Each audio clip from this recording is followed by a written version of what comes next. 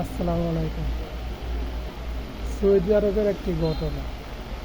দীর্ঘ প্রায় অনেক বছর আগে একটা বড় ফ্যামিলির লোক একটা লোককে হত্যা করা হয়েছে।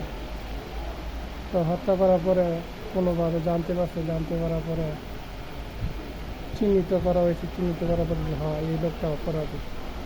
তো অনেক বড় মাপের লোক চাইছে অনেক টাকা পয়সা দিয়ে সারানো যায় কিনা, কিন্তু যার সন্তান হত্যা করছে সে বলছে হত্যার বদলে হত্যা। তো অনেক টাকা পয়সা দিয়ে আর সম্ভব হয় না সারানো।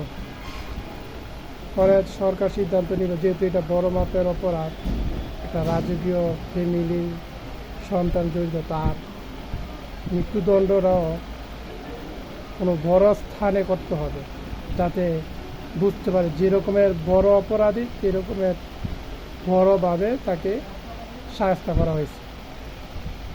তাই সৌদি আরবের কখনো রিয়াদে কোনো হত্যা করা হয় না, হত্যা করা হয় অন্যান্য এলাকায়।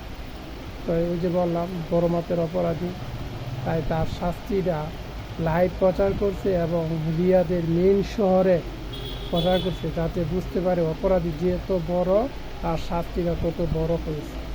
তো বাংলাদেশ সেনাবাহিনী যে অপরাধ করছে তাদের দেখলাম এসি বাসে আনছে, এটা কথা উঠছে, লোকেরা বলা বলে বলতেছে অপরাধীদের কেন এত মর্যাদা, হাতে হাত করা নাই, পিছনে কোনো বেরি নাই, পায়ে কোনো বেরি নাই, তারপরে দুইজন পুলিশ সসম্মানে নিয়ে যাওয়া হইতেছে, মাথায় কোনো হেলমেট নাই, এগুলো নিয়ে কথা হচ্ছে।